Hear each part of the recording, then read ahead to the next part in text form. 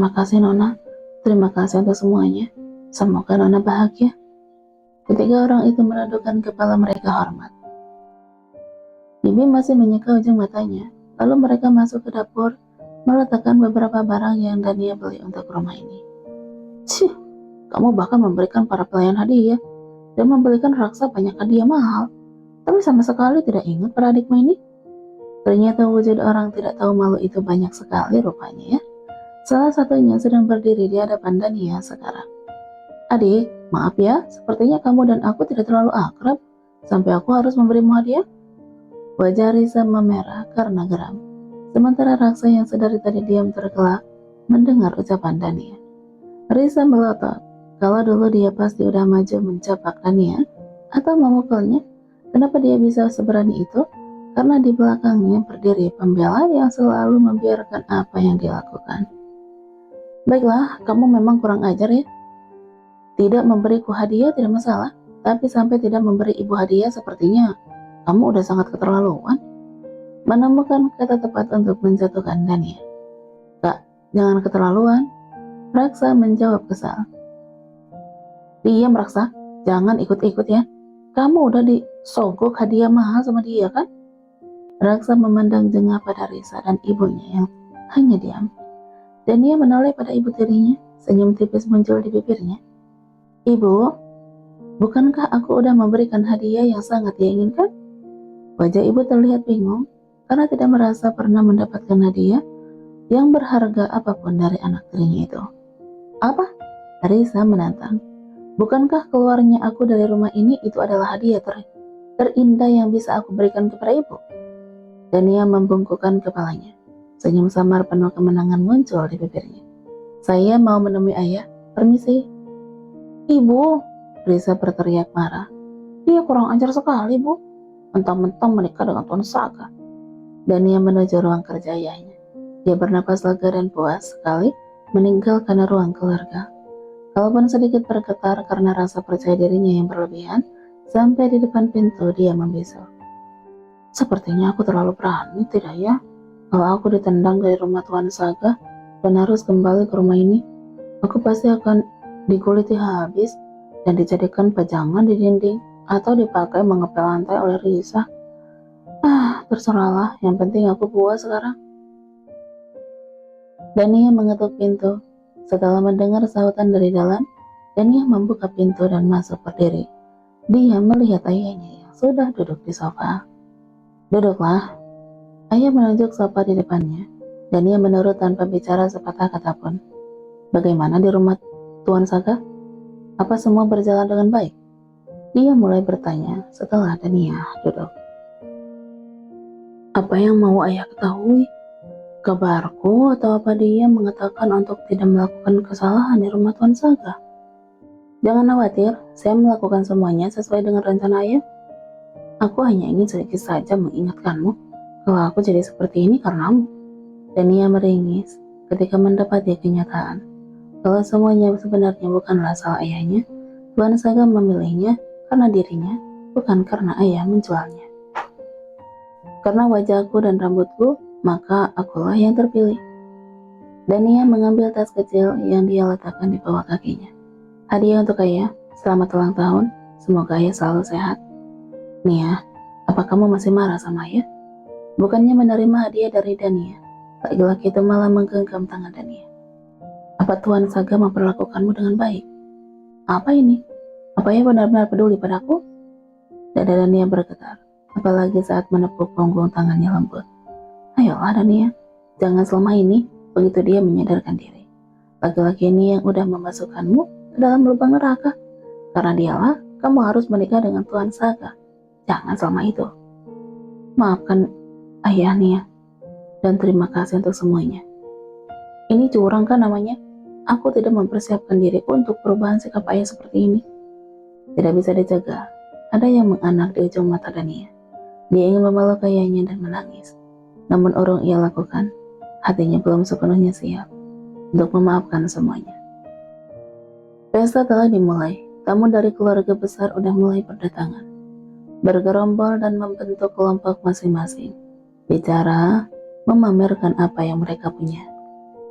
Kania, duduklah. Kenapa malah Kania yang sibuk sih? Raksa menarik lengan kakak perempuannya. Hilir mudik orang-orang menikmati makanan. Mereka sedang menikmati hidangan pembuka dan camilan. Tenaga 3 orang pelayan perempuan dan 2 pelayan laki-laki tidak akan cukup menangani ini. Jadi Dania udah memakai celemek dan ikut membantu mempersiapkan makanan. Untuk makanan utama sendiri udah terhidang secara bersamaan. Bukan hasil masakan bibi pelayan rumah tentunya. Bisa pingsan mereka kalau harus mempersiapkan menu makan malam utama. Sudah, sana pergilah, temani ayah. Dania mendorong tubuh Raksa. Bagaimanapun dia anak laki-laki yang akan menjadi wajah keluarga ini. Apalagi di rumah ini, garis keturunan laki-laki sangat diagungkan. Dania yang hanya anak dari ibu yang udah meninggal, udah pasti hanya dipandang sebelah mata. Karena tamu yang datang pun tidak ada yang berasal dari kerabat ibu. Tidak ada yang berasal dari kerabat ibunya. Keluarga ini udah lama terputus hubungan dengan keluarga ibunya. Hanya Dania yang masih sering berkunjung ke kampung halaman ibunya. Nona, kenapa di dapur? Bibi pengurus rumah yang muncul dari dalam sudah mengambil pisau di tangan Dania. Sudah, jangan pedulikan aku. Mana buah yang harus dipotong? Biar aku yang kerjakan. Bibi yang lain aja. Dania memotong buah kecil-kecil, lalu memasukkannya ke dalam wadah. Menambahkan sirup dan susu. Setelah itu memasukkan batu es. Selesai, dia meminta pelayan membawakannya ke depan. Ternyata kamu bersembunyi di dapur ya? Risa muncul dengan bala tantaranya dan ia mendengus. Sudahlah, aku udah menghadapi 2 adik ipar yang bahkan jauh lebih julid darimu. Kata-katamu tidak akan mempan padaku. Begitu kira-kira yang dikatakan Dania, mengacukan adik tiri dan sepupu di belakangnya. Pergilah, jangan menggangguku. Dania mengacungkan pisau yang habis dia pakai memotong buah di tangannya. Pisau berlumuran warna merah terkena daging buah naga. Risa dan 2 sepupunya memandang pisau itu ngeri. Ada apa denganmu? Mereka hanya ingin menyapamu. Nyonya Antarnagro? Yang lain ikut tertawa, dan ia menarik napas dalam. Kesal sekaligus tidak bisa melakukan apapun. Ketidakhadiran Tuan Saga hari ini memang menunjukkan bagaimana statusnya. Dia tidak lebih seperti istri yang diabaikan. Jadi kalau Risa menyinggung itu, dia memang tidak punya bantahan untuk mematahkannya. Setelah bicara macam-macam, ketiga orang itu akhirnya pergi. Ternyata berbeda dengan adik ipar yang akan terus mengoceh walaupun diacuhkan. Ternyata mental kalian masih sangat lemah ya. Dan ia tertawa menghibur dirinya sendiri. Acara ulang tahun ayah dimulai. Dia maju ke depan dan memberikan sambutan pada pembuka, membanggakan keberhasilannya dan perusahaan. Dia menarik tangan putra kesayangannya, penerus keluarga dengan senyuman bangga. Dia juga menyebut nama Dania. Semua orang diam, mencari-cari sosok yang disebutkan oleh Gunawan. Wajah mereka penuh tanda tanya, sedangkan wajah ibu tiri terlihat tidak senang. Apalagi saat suaminya tidak menyebut nama Risa untuk membanggakan keberhasilannya menembus dunia entertainment. Dania yang sedang merapikan meja terdiam, melihat wajah orang-orang, lalu matanya bersih tetap dengan ayahnya. Kemarilah. Ayah mengulurkan tangannya, karena terkejut Dania hanya terdiam dan memandang semua orang, merasa tidak percaya kalau benar-benar namanya yang baru disebutkan ayahnya. Karena Dania, kita bisa melewati banyak hal yang sulit. Terima kasih untuk semuanya, Dania. Kenapa ini? Kenapa ayah bisa aneh begini? Menurut Raksa, ayah memang sedikit berubah. Tapi kalau seperti ini bukannya sedikit. Ini mah udah 180 derajat. Dia bahkan menunjuknya di depan orang lain. Di depan keluarga besar dan ibu. Kupikir dia hanya akan melakukannya kalau kami hanya berdua. Ayah, apa aku memang harus mulai membuka hati dan memaafkanmu? Semua orang yang bertepuk tangan dan mengucapkan selamat. Dan ia mendekat ke samping ayahnya. Laki-laki itu mengusap kepalanya lembut. Terima kasih untuk semuanya, Ayah. Dan ia menjawab lirih. Dia masih belum bisa memahami kenapa sikap ayahnya berubah seperti ini. Apa ada yang salah dengan ayah? Apa benar laki-laki di hadapannya benar-benar udah berubah? Apa dia merasa menyesal? Entahlah. Yang pasti dia menunjukkan kasih sayangnya pada Dania. Apa memang kesabaran benar-benar akan berubah manis pada akhirnya? Dania menatap orang-orang di sekelilingnya. Yang paling tidak suka dengan perlakuan ayah pada Dania tentu aja Ibu Tiri. Dia berwajah masam sepanjang acara. Makan malam berlangsung dengan baik. Semua orang dewasa mengambil makanan bergiliran, lalu berkumpul di meja makan, mengobrol, membahas hal remeh-temeh. Sementara anak-anak duduk di karpet sambil menonton TV, menikmati makanan mereka. Pelayan sibuk dengan pekerjaannya, keluar masuk, menyiapkan apa yang kurang. Dan dia masih mondar-mandir membantu. Dia membantu meladeni segerombolan anak-anak. Mereka ribut meminta ini dan itu, main dorong-dorongan juga. Ada yang menangis. Ibu mereka menghentikan makan dan melerai perkelahian antar anak-anak. Dania, ayo duduk di meja makan. Raksa udah mau menarik tangan Dania. Sudah sana, Dania gak apa-apa, lagi ngurusin ini bocah-bocah. Tunjuknya pada anak-anak yang duduk di sampingnya. Dia mengusap kepala anak yang tertawa senang di sampingnya. Tidak, kakak harus makan juga kan? Pembicaraan Raksa terhenti saat terdengar keributan dari luar. Semua orang menoleh. Seorang pelayan laki-laki tergopoh-gopoh masuk, memberikan hormat sebentar, menghadap Gunawan yang sedang berbincang dengan anggota keluarga lainnya. Maaf Tuan, Tuan Saga. Dia bukan hanya berkeringat karena berlari, tapi lebih pada keterkejutan melihat tamu yang datang terlambat yang sedang ada di halaman depan. Kenapa? Ayah dan Nia bangun dari tempat duduknya mendekat. Ada apa dengan Tuan Saga? Sudah terdengar nada panik dari suaranya. Tuan Saga datang. Apa? Sudah seperti ada kilatan petir yang menyambar antara antusias dan wajah pucat. Apalagi anggota keluarga yang lain yang tadi udah memandang sebelah mata dan berkata nyinyir pada Dania.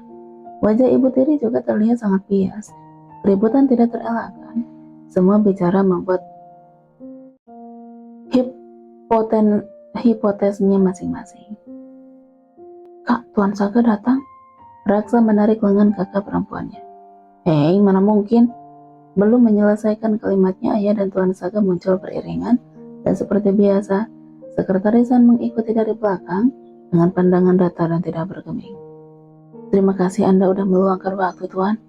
Ayah dan Nia bicara pelan di samping Saga. Saya, mewakili keluarga, sangat berterima kasih. Saga tidak mendengarkan. Ia mengedarkan pandangannya mencari Dania. Tertangkap, sosok gadis itu di antara kerumunan anak-anak. Apa itu yang dia pakai? Celemek? Kurang ajar. Apa kalian menjadikan istriku pelayan di sini?